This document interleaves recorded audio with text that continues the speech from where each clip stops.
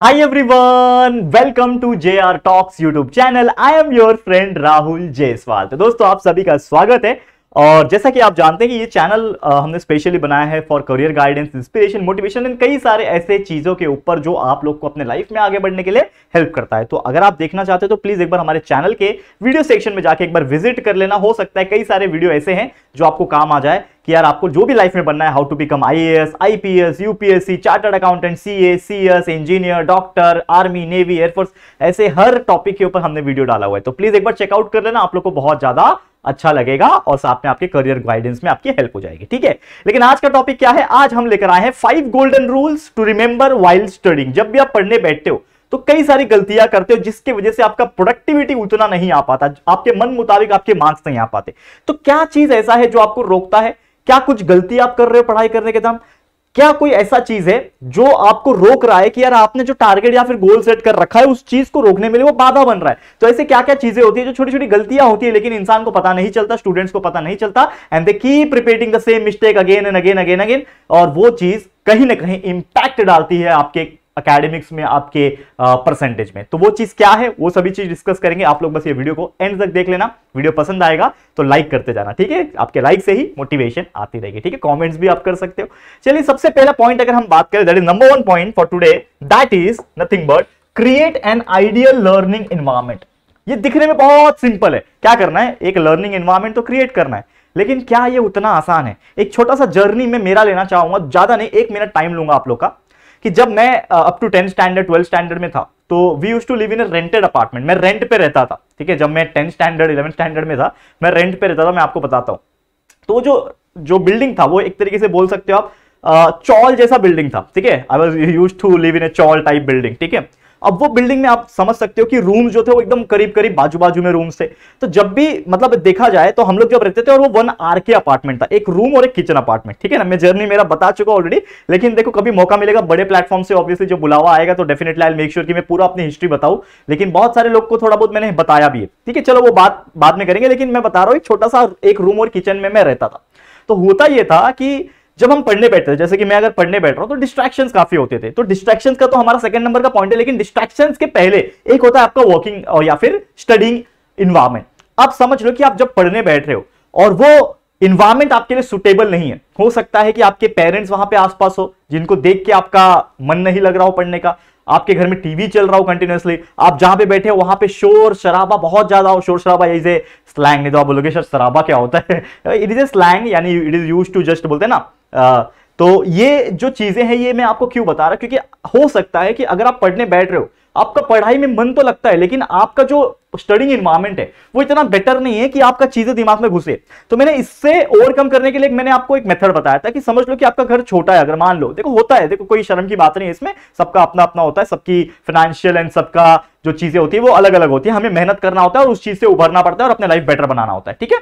तो ये तो एक बात हो गई। समझ लो कि आपका घर छोटा है, तो मैं क्या करता था कि मैं किचन में जाके पढ़ता था। जब मम्मी का खाना वाना बना के होता तो किचन में कोई आएगा नहीं, सब जाके हॉल में ही बैठेंगे, ऑब्वियसली रूम में ही बैठेंगे, तो किचन में कोई आएगा नहीं। तो किचन इज द प्लेस जहां मैं बैठता था, जमीन पे, फर्श पे बैठता था, थोड़ा ठंडक लगता था बैठने में। वहीं पे मैंने कुछ चार्ट पेपर्स लेके टाइम टेबल शेड्यूल वगैरह का कुछ राइटअप का पार्ट जो है वो लगा देता था दीवार के ऊपर। मैंने कई बार आपको बताया ये चीज। तो दीवार पे लगाने से क्या होता था कि whenever I used to sit on that place, ना कि मैं वहां पे बैठूंगा, ठीक है? अब बैठने के बाद मैं वो चार्ट के ऊपर ध्यान दूंगा, अरे आज मंडे है क्या, आज मेरे को ये पढ़ना है, ये चैप्टर पढ़ना है, अरे निकालो भाई बुक निकालो, लिखा हुआ है पढ़ना पड़ेगा। तो इस प्रकार से चीजें हैं। तो जब आपका वर्किंग एनवायरनमेंट ही बेस्ट रहेगा और स्टडिंग एनवायरनमेंट भी बेस्ट रहेगा तो आपका पढ़ाई में ऑटोमेटिकली मन लगेगा। डिस्ट्रैक्शंस अवॉइड कर देना, तो वही हमारा सेकंड पॉइंट भी है, that is get rid of distraction. Distractions को अवॉइड करो। मम्मी पढ़ाई कर रहे हो, मम्मी बोल रहे जा धनिया लेके आ, मम्मी को बोलो मम्मी बहुत इंपॉर्टेंट चीज पढ़ रहा हूं, मैं आधे घंटे के बाद 1 घंटे के बाद मैं जब पढ़ के फ्री हो जाऊंगा तब मैं लेकर आता हूं। पापा का कुछ काम है, ठीक है पापा मैं करूंगा, मैं मना नहीं कर रहा हूं, लेकिन मैं थोड़े से टाइम के बाद करता हूं, ठीक है? बहुत अर्जेंट है तो बात अलग है। अगर कोई चीज डिस्ट्रैक्ट कर रही है आपको, ठीक है, दूर रहो। अगर आपका टीवी चल रहा है बंद कर दो। आपके पास म्यूजिक है, बहुत सारे लोग मैंने देखा है म्यूजिक लगा के पढ़ाई करते हैं। भाई कौन सी पढ़ाई कर रहे हो तुम लोग?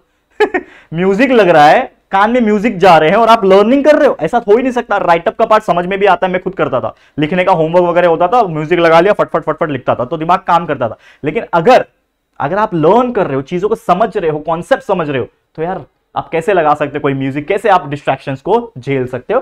तो first of all get rid of your distractions, नहीं तो वो डिस्ट्रैक्शन आपके लाइफ में डिस्ट्रैक्शन पैदा कर देगा। तो वो चीज और ये बातें ध्यान में रखना। नेक्स्ट पॉइंट क्या है हमारी, that is remember what do you study and follow schedule. यानी कि आपको क्या पढ़ना है। जैसे मैं हूं, अब मेरे को पता होना चाहिए कि आज मुझे क्या पढ़ना है। जैसे मैंने आपको बताया था, मैंने क्या किया था, एक शेड्यूल बनाया था। मैंने क्या किया था, एक टाइम टेबल बनाया था। मैंने सब्जेक्ट वाइज चीजें बनाई थी और वो शेड्यूल को मैंने एक चार्ट पेपर के फॉर्म में चिपका दिया। आपको भी मैंने बोला था टाइम टेबल बनाओ, चिपकाओ दीवार पे, हॉल में, स्टडी रूम में, जहां पे भी आप पढ़ते हो चिपका दो, ताकि आप जब भी उस चीज को नजर डालो या फिर दिखेगा अगर गलती से भी, तो आपके मन में अलर्टनेस आएगा कि यार ये मुझे ये चीज पढ़ना है। तो ऑलवेज रिमेंबर कि आपको करना क्या है, पढ़ना क्या है। जैसे हम बोलते हैं ना, इंसान के लाइफ में अगर कुछ गोल ही नहीं है कि मुझे कल क्या करना है, सुबह उठना है, तो सिर्फ वो खाएगा, सुबह उठेगा, टीवी देखेगा, सो जाएगा वापस से, क्योंकि उसको कुछ पता ही नहीं है क्या करना है। लेकिन जिसको पता है कि मेरे को ये काम करना है, तो वो सुबह उठते ही उस काम के पीछे लग जाएगा। वैसे ही आपको भी करना है, सुबह उठते ही आपके स्टडी में, आपकी चीजों को समझने में, या फिर आपका करियर ग्रोथ, आपका चीजें लर्निंग में आपका फोकस होना चाहिए। तो उस हिसाब से आप शेड्यूल बना लो और चीजें को फॉलो करना शुरू करो। नेक्स्ट क्या है, एक बेसिक कॉन्सेप्ट बताता हूं कि बेसिक तरीका क्या है पढ़ाई करने का। ये ऑलरेडी मैंने बताया हुआ है, लेकिन फिर भी एक बार देख लो कि सबसे पहले कोई चीज आप पढ़ना चाहते हो तो उसका कॉन्सेप्ट आपको पता होना चाहिए। कोई भी टॉपिक हो, whether you are a 10th standard 12th standard student, graduation के स्टूडेंट हो, या फिर कोई आगे कॉम्पिटिटिव एग्जाम की तैयारी कर रहे हो, अगर उस टॉपिक का आपको कंसेप्ट ही नहीं पता है कि यार इंडिया, हमारा भारत देश कैसे बना, ठीक है ना, पहले कहां था वो अलग एक कॉन्टिनेंट में था, ठीक है, वो कॉन्टिनेंट से टूटते टूटते इंडिया जाके किधर टकराया, एशिया का, लोअर एशिया का पार्ट था, उससे टकराया, फिर जाके हिमालय पर्वत बना। तो ये कॉन्सेप्ट है, ये कॉन्सेप्ट आपको पता होना चाहिए कि भारत देश जहां पे है अभी, वहां पे नहीं था पहले, वो थोड़ा अफ्रीका की तरफ था ठीक है, टूट के आया वो पूरा, और लगभग इस बात को करोड़ों साल हो गए। ठीक है, तो कॉन्सेप्ट पता होगा, तो कॉन्सेप्ट आप लर्न करोगे। कहां से मिलेगा कॉन्सेप्ट? वीडियोस देख के। हमने जेआर ट्यूटोरियल्स पे पूरा इंतजाम आपके लिए कर रखा है, up to 10th and 12th standard के महाराष्ट्र बोर्ड का सिलेबस, पूरा चीज हमने डाल रखा है, आप लोग पढ़ाई कर सकते हो। ये एक सबसे पहली पॉइंट है।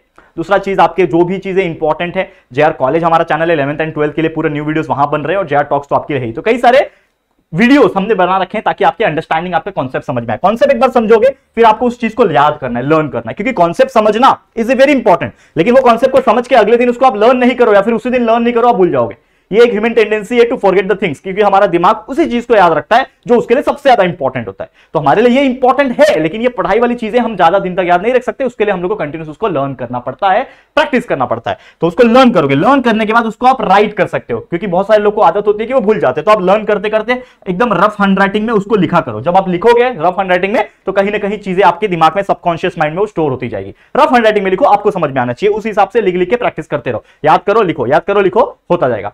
जैसे ही आपका ये हो जाएगा, अब आ जाओ असली रिवीजन पे, कि आप अपना बुक बंद कर दो, वो क्वेश्चन को रीड करो और देखो आपको आंसर याद है कि नहीं। फटाफट अपने मन में उसको रिवाइज करो, हाँ मेरे को आंसर याद आ रहा है, बोलो। या फिर किसी फ्रेंड को, अपने भाई बहन को आपका बुक पकड़ा दो और बोलो कि ये क्वेश्चन मुझे पूछ और मैं आपको ये आंसर जवाब देता हूं, तो मेरा ओरल एक तरीके से, और आप चेक करो कि यार मैं जो आंसर बोल रहा हूं क्या उसमें कोई मिस्टेक है, क्या मैं कहीं पे अटक रहा हूं। ये चीज आप करो। और जिस वक्त आपको लगेगा कि आपने 100% सही बोला, तो एक बार और लास्ट में राइट कर देना उसको, पूरा आंसर को। इसमें टाइम लगता है, ये सिर्फ उन बच्चों के लिए है जो बिलो एवरेज है, एवरेज या फिर बिलो एवरेज है, उन बच्चों के लिए। लेकिन जिनका थोड़ा सा more than average, toppers category के, या फिर थोड़ा बोल सकते हैं ना बिलो टॉपर्स वाले हैं ना, तो वो रिवाइज कर लेंगे। यहां पे हो गया आपका, मतलब आपको समझ में आ गया कि आपको वो चीज लर्न हो गया, तो यहां पे रुक जाओगे। लास्ट मेरी तरफ से क्या टिप है, पांचवा टिप, जो कि है consistency is the key of success. Consistency is the key of success. ये डायलॉग आपने लाखों बार सुना होगा, अलग अलग लोगों से, गूगल पे, कई सारे बार। मैं भी ये बोल रहा हूं, consistency is the key of success. अब इतने सारी चीजें जो मैंने बोली, इसके पहले के पॉइंट्स, अगर आप कंसिस्टेंटली उसको फॉलो नहीं करोगे तो उसका कोई अर्थ नहीं है, कोई वैल्यू नहीं है। अगर आप कोई भी काम एक दिन कर रहे हो, 2 दिन कर रहे हो, और उसके बाद आपने पूरे महीने में नहीं किया, तो उस काम का कोई वैल्यू नहीं है, कोई अर्थ नहीं है।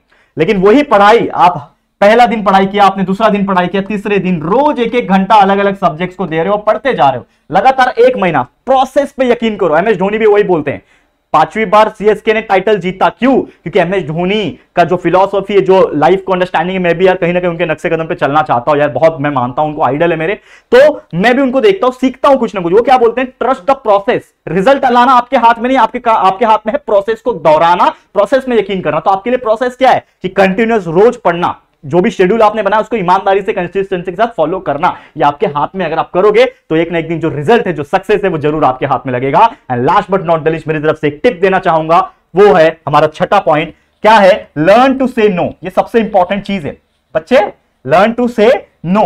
क्यों बोल रहा हूं, किसको नो बोल रहा है? नो उनको बोलना है जो आपको कहीं ना कहीं रोकेंगे आपके गोल्स को अचीव करने में। सबसे पहले आ जाते हैं आपके दोस्त। अब दोस्त गलत नहीं होते, दोस्त होते हैं 2 प्रकार के। एक दोस्त ऐसा होता है जो बोलता है कि यार एक समझ लो मैं हूं, अब मुझे पढ़ाई करना है, एक दोस्त आके मेरे को बोलेगा कि यार क्या पढ़ाई करता है यार, कल पढ़ लेना, परसों पढ़ लेना, बाद में भी पढ़ सकता है, अभी तो एग्जाम्स के लिए बहुत टाइम है, चल खेलने जाते हैं, चल ये करते हैं, चल खाने जाते हैं, चल ये करने जाते हैं। तो ये एक टाइप का दोस्त होता है। और दूसरा जो टाइप का दोस्त होता है वो बोलता है तू पढ़ने जा रहा है, अरे यार ये मेरे से आगे निकल जाएगा, चल मैं भी आता हूं तेरे साथ पढ़ने, हम लोग साथ में मिलकर पढ़ेंगे। ये होता है। अब मैं ऐसा नहीं बोल रहा कि पहला वाला दोस्त गलत है, वो अपनी तरीके से सोच रहा है, हर एक का थिंकिंग, हर एक का गोल्स लाइफ में अलग है। तो यार वो आपको देखना है कि आपको किसको ना बोलना है और किसको हाँ बोलना है। तो अगर आपको लग रहा है कि this time is your study time, ये 2 घंटा में कहीं हिलने नहीं वाला, और आपका दोस्त आपको आवाज दे रहा है, तो आपको मना करना है, यार भैया टेंशन मतलब मैं तेरा दोस्त हूं, मुझे पता है मैं आऊंगा, लेकिन 2 घंटे के बाद आऊंगा, मुझे अभी पढ़ने दे यार, अभी मेरा कॉन्सेंट्रेशन मत कर, डिस्टर्ब मत कर। तो ये चीज आप बोल सकते हो। अगर वो आपका अच्छा सच्चा दोस्त होगा तो यार ये चीज पे वो बिलीव करेगा और आपकी बात मानेगा, ठीक है ना, ये बात ध्यान में रखना। और दूसरा पॉइंट इसी में है, हैव सेल्फ कंट्रोल, खुद के ऊपर सेल्फ कंट्रोल। पढ़ाई कर रहे हो, वहां कुछ चीज अच्छी बन रही है, मम्मी बना रही है, मम्मी क्या बना रही हो, जाके फटाफट खा लेता हो, चलो यार खत्म ना हो जाए, दूसरे भाई बहन ना ले ले। तो यार आपका ही घर, मम्मी आपको भी देगी ना, टेंशन क्यों ले, लेकिन आपका जो डिस्ट्रैक्शन है वो वही तो है। आपका अपने आप पे सेल्फ कंट्रोल है, खाने में, घूमने में, हर एक चीज में। तो यार कोई लक्ष्य छोटा नहीं हो सकता, हर चीज मुमकिन है, और वो चीज आप करके दिखा सकते हो अगर आपने आप पे आप सेल्फ कंट्रोल करना सीख जाओगे जिस दिन। ठीक है, समझ में आ गया। तो यही कुछ टिप्स थे मेरी तरफ से, 5 गोल्डन रूल, लेकिन एक छठा भी मैंने दे दिया। तो ये गोल्डन रूल्स अगर आप याद रख सकते हो तो डेफिनेटली आपका स्टडी वाला कैरियर तो बहुत अच्छा होगा और आगे भी अपनी लाइफ को आप बेटर बना सकते हो। ठीक है, समझ में आ गया। तो बस यही था वीडियो, उम्मीद करता हूं आपको अच्छा लगा होगा। वीडियो कैसा लगा कमेंट करना, पसंद आया तो लाइक करना, शेयर करना अपने सभी दोस्तों के साथ, और फर्स्ट टाइम आए चैनल पे तो चैनल को सब्सक्राइब जरूर से करना, बहुत ज्यादा हेल्प हो जाएगी। ठीक है, तो जरूर मिलेंगे हमारे एक और न्यू वीडियो में, तब तक के लिए thank you and good bye.